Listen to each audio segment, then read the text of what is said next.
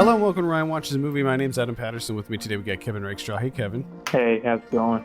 As good as can be expected, given the circumstances. It just to let you know, I just typed into the search bar Lucky Logan. Nice. We're also joined by Ryan Holtz. Hey, Ryan. If this is your first time tuning in, Kevin and I are challenging ourselves to find movies that Ryan likes in the hopes that we'll reach the coveted 10 out of 10. You can join in on the conversation by sending your movie suggestions for Ryan to podcast@filmpulse.net or by sending me a DM on Twitter @filmpulsenet. If you like the show, or even if you don't, please consider checking out the Frederick's Ataxia Research Alliance website at curefa.org. Now, as Kevin alluded a few moments ago, Ryan, what movie did we have you watch this week? Logan Lucky. Logan Lucky. This is directed by Steven Soderbergh. You wanted a comedy this week, so we gave you a fun little crime comedy. I have a synopsis here. Two brothers attempt to pull off a heist during a NASCAR race in North Carolina. This has a ridiculously large cast, as most Soderbergh movies do. Ryan, why don't you tell us a little bit about Logan Lucky? Your synopsis tells it all. There's two brothers. One lost his arm, had an arm in Iraq, and the other did he get his foot for his leg fucked up, or did he lose it? Honestly, don't remember. I haven't seen this movie since it came out. I think he just had like a limp. I think he just had like a bad knee or something. Okay, yeah, it's fine. He played, he was supposed to be a big football star, but I think he got hurt. And now his brother, with the non-arm and hand, he has a more, and they have one brother has a kid, and an ex-wife who is very rich and in a dude loving relationship, and everyone apparently gets along, but they all have money except for this guy. Well, I assume he has somebody, so this would like make them. So they have this plan to break they call this plan to break this guy out of jail. It was played by Daniel Craig, and after they break him out,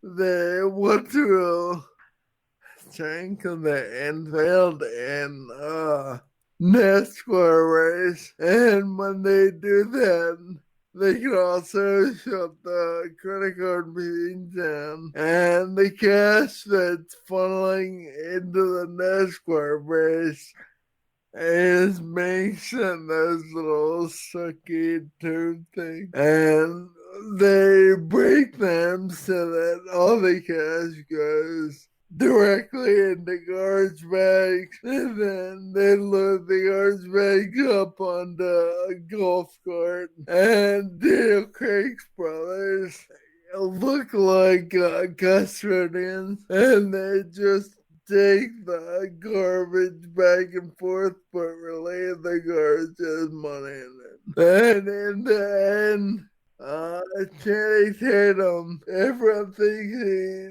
purposely loses all the money, but at the very beginning of the actual heist, they run into some sucky tube pumps, and they take all the money from that and bury it so that people find it many years later, and they're all completely surprised. That probably makes no sense, but it didn't buy it. Okay. And while Channing Tatum's daughter wins a beauty pageant, and his brother's out, but that's not a main plot. Not a main plot. God damn it. I love how there was you hit that same word. You hit plot both times, and both times it was like not the main plot. It was like your whole voice changed there. It's like his body's just rejecting that word. Yeah, not the main plot. Not a main plot point.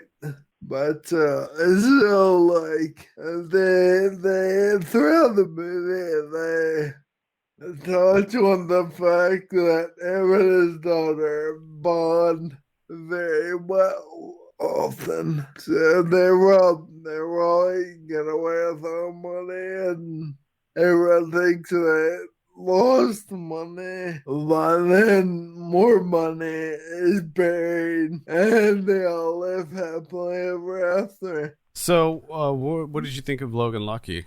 I absolutely loved what's his name? God damn it, I can't say his name. The kid tour. Adam Driver. Yeah, I loved his accent, and in fact, his accent reminded me of what's that movie that Bill Murray's in? Groundhog Day. No, the one about zombies. Zombieland. With Adam Driver. You Dead Don't Die? Yeah. Yeah, that's what his accent sounded like, at least to me. Mm-hmm. But everything he says, especially with the accent, just makes me laugh a lot. What did you think of Daniel Craig and his accent? That was pretty astonishing. Dropping a sound check. I assume it's easier for English people to hide an accent under Southern accent. I think that is correct. But it was so amazing to hear because he sounds totally not English. Astonishing. Did you see Knives Out, Ryan? No, not yet. It's my watch list. No, that's on the list then. Yeah, I know. Holy shit. Because I thought of that and I was like, no, he's probably seen it. Yeah, don't watch it yet, Ryan, because that we'll definitely be putting that on the list for you. That's next week's episode. Just a heads up. Gonna continue the Daniel Craig thread there. Daniel Craig with a southern accent. This fucking astonishing work, Daniel Craig. Well, his character was pretty awesome in this, to be honest. Yeah, no, he was fantastic in this movie. And I just love how everyone's so serious, but they're like, I don't know, like the Wayans brothers when they talk about how they're computer scientists, but they're clearly from the deep south, in the middle of nowhere, in the middle of NASCAR country, where you wouldn't think many computer people live, but they're pretty insistent about it. And it makes me laugh every time. The one brother, the one with long hair, I can't think of his name, but he makes me laugh, especially when everything he says. Okay. Kevin, I know you were a big fan of this movie too, right, Kevin? Yeah, I was a fan. It's just an enjoyable movie. Entertaining as all hell. It's light, it's fun. It's got enough of that. It's sort of a heist movie in a lot of ways. And it's got that Soderbergh heist quality to it that makes it so much fun. But it's very non-violent, and excuse me, it's pulled off perfectly.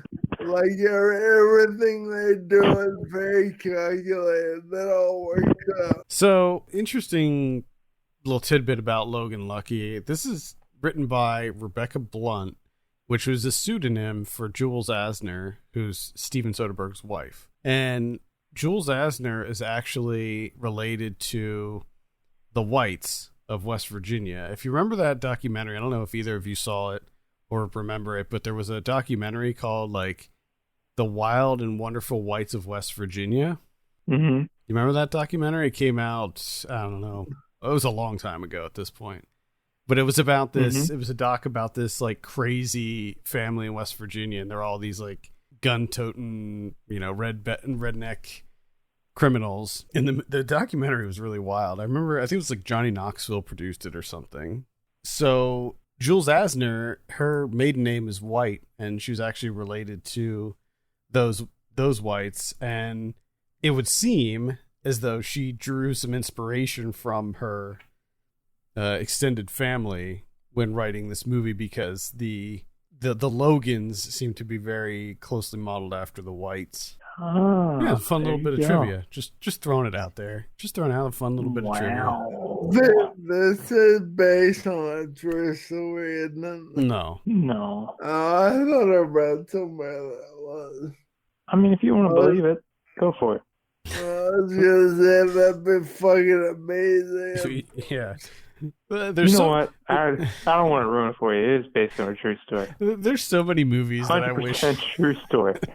So many movies out there that I wish were true stories. Let's say.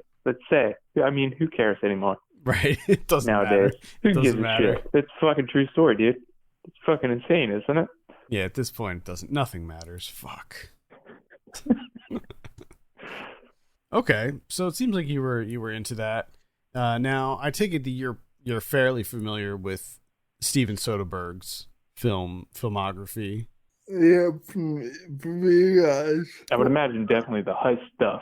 Yeah, certainly like the Oceans movies. Magic Mike. You see the Magic Mike? Unfortunately, I missed that one. I want to add that to the list too, Kevin. Add it. Now, man, it should turn off. I'll just turn my TV off as it starts. What? I'll just turn my TV off as soon as that starts. Magic Mike? Yeah. Wait a minute. Magic Mike's really good, dude. You should consider checking that out. Funny story. All right. I had physical therapy. They call me Magic Mike. Because every day my shirt goes from like around my waist up around my ribs, like it bunches up on me. They always call me Magic Mike. It does happen. I know exactly what he's talking about. That shirt just rides up on you. Yeah. It's like your body knows and just does it on its own. Is that a problem you have at work, Kevin? You're sitting at your desk at work, and you just, before you know it, your shirt's just up above your nipples. Body's just like, dude, we got to show this off. What are you doing? It wants to get away. It's trying to get itself off of you. Yeah. Can't handle it. In fact, that's right now. There's like a 4-inch gap between my shirt and my pants. It's happening as we speak. The shirt's making its way up. It can't be contained, dude. Can't be contained. I'm at that point in my life where I'm just constantly concerned with plumber's crack. Like when I'm at work, I'm like, is my butt sticking out? Like, is this happening? Being in a wheelchair, it's good because I don't have to worry about that kind of stuff. Yeah, like I'm always like bending over and picking stuff up off the floor and like plugging in cables and stuff. And when I'm at the office, I'm just like, is this it? Like, is my butt hanging out right now? I'm so concerned about that. Unbelievable. Yeah. Yeah, I think that if you looked at the stuff, I'm not going to go through everything that Soderbergh directed because he's directed quite a few things, but I'm pretty sure, Ryan, that you would be into everything of his that you've seen, you've probably liked, I would imagine. I think so. There's nothing in my head right now standing out that I didn't like. Yeah. Remember Side Effects, Kevin? Side Effects? Mm-hmm. I like that one. Yeah, me too. Soderbergh's most recent film was The Laundromat, which was Netflix one. And I thought that was okay. A lot of people hated on that one big time. I didn't hate it, but it was such so unmemorable. I didn't like a lot of the stuff they did, the fourth wall stuff. I don't know. Wasn't really into that. I wasn't a big fan of how it ended either. A little thing that they did. Before that, he did High Flying Bird, which also came out. Both of those movies came out last year. High Flying Bird was pretty great. Yes, that was a good one. You would like High Flying Bird? Ryan. That's on Netflix as well. About basketball. I like all the names that he has. Like, he has ridiculous cast. He does indeed. Like you said earlier, that's crazy to me. He's got a lot of connections. I think he has a lot of friends who are willing to do him favors and be in his movies. He's also the type of director that he's sort of a one for them, one for me type of director, where he'll do something that's like a lot more mainstream, and then he'll do some sort of like really small project that seems more personal to him. And then he retired, and then he retired for like how long was that? Like a day? A year? It's funny though when you look at his filmography. Like, I'm not sure what year it was, because he has something for like every year for the last several years. So maybe 2014, around there. 2014, 2015. Because Logan Lucky was after he came back, right? I think so. So was that the one that they had him come back? Hmm? Well, I can't remember, because I think Mosaic was before Logan Lucky, if I remember correctly. Yeah, I mean, the thing is, he didn't retire. No. Retire. I'm glad, because his more recent stuff, he's been doing some smaller things. Like High Flying Bird was shot on an iPhone. Laundromat was bigger than that one, but still, it was. Both of those were like in a Netflix deal that he signed. I don't know how many movies he's going to be doing for Netflix, or if that's it. Probably 100. It's a good platform for his stuff. You know, his movies are stylish, but they're not like, you know, huge budget visual feasts. Yeah. He tells more intimate stories, and he likes to experiment. And I think that Netflix is a platform that's more attuned to. Yeah, let's bang out like 30 Ice movies. Yeah. With a ridiculous revolving cast. Yep. Just do it. I'd be down. All right, Ryan, let's go ahead and give you your drum roll. What do you give Logan Lucky? 8. 8 out of 10. Like how that's unsure. 8? 8? Is that the right answer? Yeah, I think that 8 is a good choice for this movie. I'm glad 8 works for me. I'm glad you liked it. I liked it a lot better. The score might have been hard, but it's not right now. There are a lot of things happening. A lot of things going on in the world. Movie scores are brought down everywhere because of the shit people are dealing with right now. All right, so next week, what are you in the mood for? Comedy again. Another comedy. Done. Done. I have an idea. We will definitely get you another comedy. Another twisty comedy. Any final thoughts, Ryan, before we close it out this week? Stay the fuck inside. Yes, please stay inside. It really has nothing to do with this podcast, but did you see the Samuel Jackson thing? Yeah, the children's book, the Yes. reading that he did. Yeah. That's fucking awesome. That is funny. I feel like anytime I do a podcast during this time, I feel like I need to set the date that we're recording this, just because drastic things are happening like every day. And if something really crazy happens, I don't want it to seem like we're like dismissing it or anything, you know what I mean? So yeah, I mean, I can understand that. So just for the record, we're recording this on April 2nd, 2020. This will be coming out on the 9th. So if something crazy happens, then I have to leave the house on the 4th, I think. So we'll see what happens. Even though Ryan says don't leave the house. Sorry, Ryan. I have to leave the house on the 4th. Going to a cookout? No, I just gotta get cigarettes. You have a date set of when you need to go get cigarettes. I gotta go get cigarettes on the 4th, guys. I'm sorry. Oh my god, that is so funny. You know, most people don't schedule their cigarette time, but you know what? We're in very strange circumstances. I'm just pushing it out like as far as possible. And I mean, I got 2 packs left, so I'm pretty sure it's going to be the 4th. Do you have a Google Calendar event? Cigarettes. Go to Rudders. Oh my God. Rudders. Speedway. You got to go to Speedway to get your cigarettes around here. Whatever. I don't know what I need. I don't know Yeah, what this. so you get your $2 off. That's why you do it at Speedway. $2 off smokes at Speedway. There you go. Fucking good deal. It's a good deal. Cheapest smokes you can get. Brothers ain't doing that shit. No, I'm sure they're not. All right, I think that's going to do it for this week. Thank you so much for tuning in. You can send your suggestions, Ryan, to podcast@filmpulse.net. If you have a moment, consider reviewing us on your podcast platform of choice. You can send us a tweet at FilmPulseNet, at FilmPulseKevin, and at My Legs Don't Work. For Kevin Rakestraw and Ryan Holes, my name is Adam Patterson. We'll see you later. See ya later.